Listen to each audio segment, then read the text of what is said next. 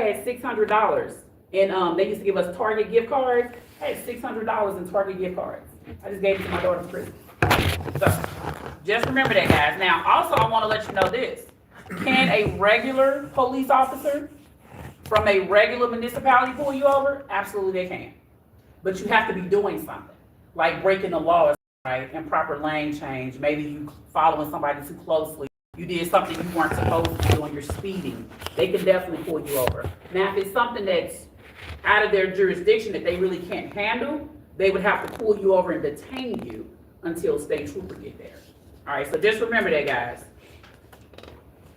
Because on the permit test, it's going to ask you, can DOT officers pull you over for anything? Yes, they can, and place you out of service. So that's going to be on the test. Now, major offenses. So using a vehicle to commit a felony. How about using a vehicle to commit a felony involving drugs? Operating a CMV with an alcohol concentration of 0.4 or more. Guys, if you have 0.4 or more, you're popping off as positive. 0.2 to 0.39, they simply remove you from duty for 24 hours. You get to come back to work. You get that one little point more, you out of there now. That's it. And don't come back. Ain't no more second chances. That's just it. Your license go from a Class A to whatever it was before. Class F, whatever you had, Class E. Driving a CMV when your CDL is revoked, canceled, or suspended. How about causing a fatality by negligent use of a CMV? So, here we go. Major offenses. Your first conviction, how long you guys think you're going to lose your license for? 5 years. 5 years? 1 year, and if you're doing hazmat, 3 years. That's going to be on the test. Yes, sir. Location? I've been trying to find the one on Trudeau, apparently Google Maps. Yeah, 1982. You didn't get it? 1982 Zumbell Road, St. Charles, Missouri? No, they didn't give me that option. Everything else is sending me to like Overland. No, we don't know, because we having issues with them. 1982 Zumbell. Right there. You got it? Yep, that's it. Okay, Thank awesome. You're welcome. And then, of course, guys, with your second conviction, you out of there for life, right? Now, what about serious traffic violations? Excessive speeding. I know y'all been seeing some truck drivers out there speeding, right? Right. FedEx, UPS. It's like they go to the same school of aggressive driving. They really do. Oh my God. Now, most of y'all ain't gonna be able to speed. Most of y'all foot gonna be on the floor. 62. That's all you gonna get. It's called a govern. That's all you getting. Well, you might get about 65, 68 on that downwind, you know, that little downgrade or whatever, but other than that, 62. What about reckless driving? I hate when I see this. Ugh, when they go from lane to lane and all that. Improper or erratic lane changes. Guys, you're not even supposed to do this in your personal vehicle. You're supposed to get in one lane, then get in the next lane, then get in the next lane. You're not supposed to shoot from one lane all the way across 3 or 4 lanes. Following too closely. Ooh, where my bumper humpers at? Who be out here on folks' bumpers? Y'all be out here on folks' bumpers? You like you saw somebody bumper this morning, wait. You know what, I ain't gonna even lie to y'all. If I'm in that left lane and you going too slow now, I might have to, you know, ludicrous you or something. I'm just saying. Let me stop. Now, for real, don't be in that lane if you ain't got nowhere to go. For real. How about violating a state or local traffic control law? This is another thing, guys. We never make any rights on red. Remember that always. Even if there is no signage, we do not make a right on red. All right? Remember that. Now, serious traffic violations. So driving a CMV without obtaining your CDL, you'll be surprised how many people do this. Driving a CMV without a CDL in your possession. Ooh, let's talk about this one. You know how sometimes you guys leave the house without your wallet or something? I'm just going to the gas station. I got my debit card. You know, I'll be okay, right?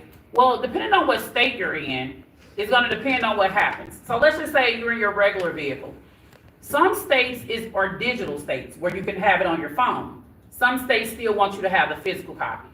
So depending on who you get pulled over, you might have a good day, you might not have a good day, okay? Let's just say you're in your actual truck.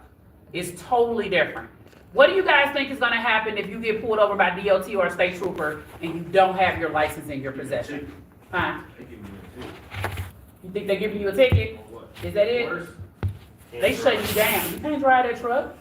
They shutting it down. They, None of your personal vehicle. oh, no, your CMV now. Oh, no. They shutting it down. Now you gotta call your company and say, hey, I need somebody to come pick up. That's embarrassing. I tell you, have I ever left my wallet at home? I changed purses so much, of course I have. And guess what? I will be late. I am not playing with no DOT officer, no state trooper, because you know why? They can make or break my 14, and we're not doing that. We're not doing that. Driving a CMV without the proper class of a CDL or endorsement, be out here hauling a trailer that requires placards, and you don't have that endorsement, you gonna be in trouble. And I want you guys to know something about hazmat, because it's gonna be on the test. Who can haul hazmat? Only hazmat people. No, anybody can haul hazmat. Anybody can haul hazmat. You know where it gets sticky at? How much you're hauling, and if it requires placarding. So usually it's about 1,000 pounds and over that requires placarding. And you guys know what placards are, right? Those things on the side that communicate a risk.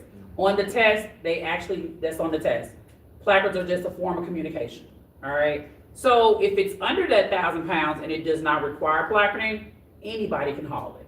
That's what I did in my last job. I hauled hazardous material, like Raid, off, stuff like that. I didn't know that. Mm-hmm. Because Yeah. we have a lot of different chemicals that go on the roads. Mm-hmm. Now, violating a state or local law prohibiting texting while driving a CMV, you guys can't have that phone in your hand, period. You cannot have that phone in your hand, period. All right, so just remember that. And I know sometimes we get used to muscle memory. So if you're one of those texters right now in your personal vehicle, you might want to stop. Because if you get caught with that phone in your hand in a CMV, do you guys know you could be fined up to almost $3,000? But that ain't it. Your employer will be fined as well. How much you think their fine is gonna be? 10K? 11,000. Oh, don't worry about it. Your job is still secure till you pay that money back. Then they might fire you, right? Oh yeah, don't worry about that. How about violating a state or local law prohibiting the use of a handheld mobile telephone while driving a CMV? Guys, the best thing to do is just mount it. That's the best thing to do. Use one-touch dialing, one-touch answering. And most trucks nowadays, these newer trucks, they got Bluetooth just like your personal vehicle, right? Now, serious traffic violations. So 2 violations and separate incidents during any 3-year period, you're gonna lose them license for 60 days. That's a long time to lose your license. A lot of money. It is. How about 3 violations and separate incidents during any 3-year period? Now, 120 days. So serious traffic violations in a non-CMV only disqualifies if convictions cause you to lose your license. And violating an out-of-service order subject you to a fine and or disqualification. So if DOT or state trooper place you out of service, guys, you can't legally move that vehicle. It depends on what you're placed out of service for. If you're placed out of service because you didn't have your driving license, well, somebody else can come move the vehicle for you, right? If you're placed out of service due to maintenance, nobody can move that vehicle. It would have to be towed until those repairs are made, and then the company has to certify that the repairs were made. Now, what about conviction for one of 6 railroad highway grade crossing offenses while operating a vehicle requiring a CDL will subject you to disqualification? You know what? How about it subject you to death? How about that? Yeah. They talking about license, loss of license. What about loss of life? That was, So what? I'm trying to understand like what it's saying. Like what you saying? You saying like So there are 6 railroad grade like crossing offenses that'll disqualify you right away. okay. 6 things that'll disqualify you right away. So what they're saying is you could lose your license because of that. Yeah. Have you ever been on YouTube and seen a truck hit by a train? Nah, I ain't never. You never seen that? I'm gonna have to show you that. Okay. It happens way more than you would think, actually, because people not doing what they're supposed to be doing at these railroad tracks. One of the things is if you are carrying like hazardous material, If you are a bus transporting passengers, cargo tank, whether you're loaded or not, if you don't stop at that railroad track before actually crossing it and you cause an accident, you're gonna lose your license. Oh, okay. But that's the thing, though, you might lose your life first. Right. Yeah, so I don't know why people play So with railroad tracks. It's six different. It's 6 offenses? different offenses. Okay. Yep, it's 6 different offenses where you just lose them right away. Absolutely. In Floresville, the American Food Group Uh-huh. processing center that's being built, it's been in construction for like 4 years. I was on the first 2 years, and they didn't have the actual, whole system put up for the railroad crossing, so you actually had to look before passing it. There was 3 different trucks in the first year that was hit and they was killed in Floresville, Missouri. And you know what about that though? You said they didn't have the stuff up right. Yeah, they So- got some. So it was a passive railroad Yeah, crossing then. yeah. There's a lot of passive railroad crossings, guys, where it don't have any arms, it don't have anything to tell you that a train is coming, just a crossbuck sign. Like this right here that says railroad crossing, Yeah. it'll just have a crossbuck sign that tells you, just look out, that's it. And people don't. Yeah. I don't understand this whatsoever. People don't. So even with the ones that are active, people actually try to outrun trains. That's stupid. Very They stupid. say Fast and Furious. Oh my God, yeah, so you guys will see, when we look at some of this stuff throughout the week, it amazes me all the time. Even in my personal vehicle, I'm like breaking my neck because I'm not trying to get hit. You know, I'm like, okay. Yeah, it's amazing. Now, drug and alcohol testing. So drivers subject to CDL standards are subject to drug and alcohol testing. Guys, I want you to know something. Your company can require you to test for anything regardless of fault. Remember that. There are going to be some DLT reportables, but your company can require you to test for anything regardless of fault. All right? It's sort of like that thing where, you know, you have federal laws, you have state laws. State laws are usually way more restrictive than federal laws. It's kind of like the same thing when it comes to us with our companies. They can have us do pretty much tests for anything. Now, what about alcohol prohibitions? Guys, you can drink, right? You can drink, but just know this. Use while performing safety-sensitive functions. Use up to 4 hours before performing safety-sensitive functions. No. And this one right here gets a little sketchy. You know how we got that lewd and lascivious law where it's open to interpretation? It's pretty much like this with this too, guys. So with that being said, everybody is a little different, right? It's going to depend on your body weight, your height, your intake of water, how you treat your body or whatever. So me drinking something right before 4, I could be sloppy drunk, and you probably is not. So it really just depends. My advice is, if you know you got to work the next day, just don't even do it. Just don't even do it. And you guys know that nowadays, in most states, weed is legal, right? Yeah. I'm gonna tell y'all something that's diabolical. Over here off West Florissant, no, that's Hall's Ferry. They got a place called Cookies, right next door to White Castle. I said, boy, that's diabolical. That is diabolical. Because baby, on a Friday, Saturday night, Cookies' line is wrapped and White Castle's line is wrapped. I said, they wrong for that one. But guys, for real though, so just know, most together. places, weed is legal. It is not legal for us. It's not all it's not federally recognized. No, it is not. So please, don't make that mistake and being like, well, nah, they said it's legal now. It is not for us, guys. Okay. Now, use during 8 hours following an accident or until that post-accident test has been performed. How about their refusal? Again, don't do it. May not perform safety-sensitive functions with an alcohol concentration of 0.2. This should be 0.39. I keep forgetting to change it. For at least 24 hours. Remember, you go back to work, no harm, no foul. But if you get that 0.4, it's totally different now. Now, what about drug prohibitions? So the use of any drug unless prescribed by your doctor. Guys, you will learn tomorrow when we talk about the clearinghouse, there are going to be drugs that are prescribed by your doctor that can pop you off as positive. There are drugs you can take over the counter that will pop you off as positive, right? I have high blood pressure. So usually when I take medicine, I take Coricidin. Coricidin has opioids in it. They has opioids in it. There's amphetamines you can get right over the counter. So you got to remember that. That's why I told you guys, whatever you're taking, always make sure you put that down. And like I said, like, what is that? hydrocodone and stuff like that, oxycodone, that they always trying to give you after like maybe surgery or something, that will pop you off as positive. So make sure you guys are putting all those things down, but if you're under a doctor's care, there's actually ways around that, all right? Testing positive for drugs, yes. Okay, so, let's just say you go into a med, say you got a toothache or something, and they give you something. Like oxycodone or something like that. Oxycodone, are you shut down until it goes through? No, as long as you're taking the drug as prescribed and it does not affect your abilities to drive. Okay, Now, of course, if I take some oxycodone, I'm out of here, so I won't be driving nothing. alright, So with that being said, you just couldn't drive while you're on it. okay, Yeah, you just couldn't drive while you're on it. But because you do have a doctor's note stating that they did give it to you, instead of you being positive, that'll actually turn to a negative. okay, Yep. thank you. All right, guys. Now, what about drug prohibitions? How about having an adulterated or substituted drug test? You guys know what an adulterated drug test is, right? When you try to add something to it, you're trying to alter it in some type of way or change it.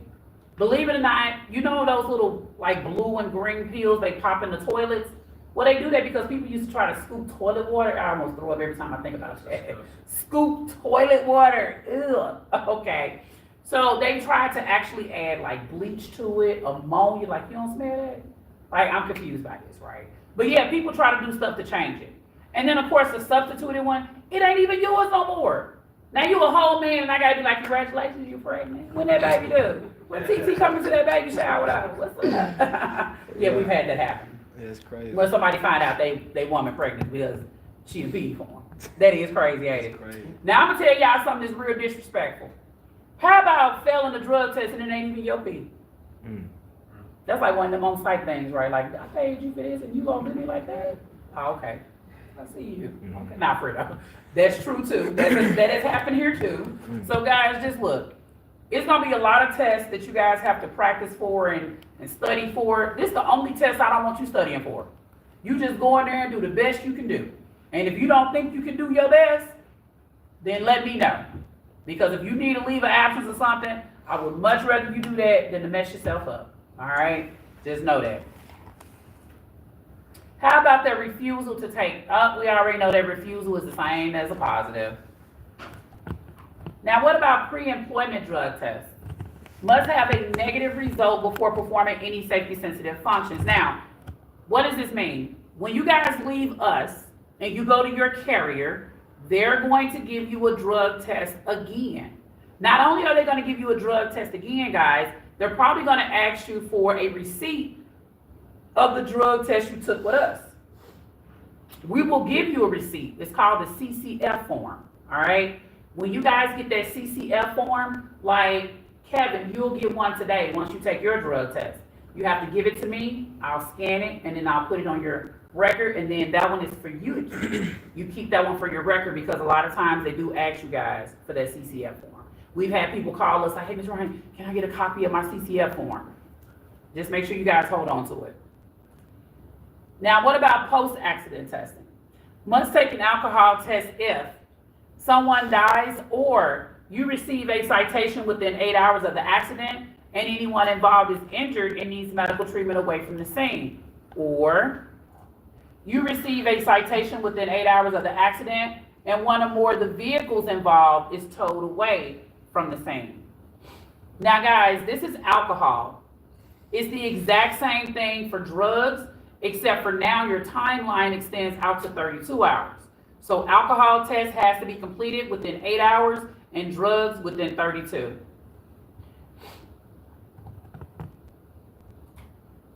Now, what about post-accident testing?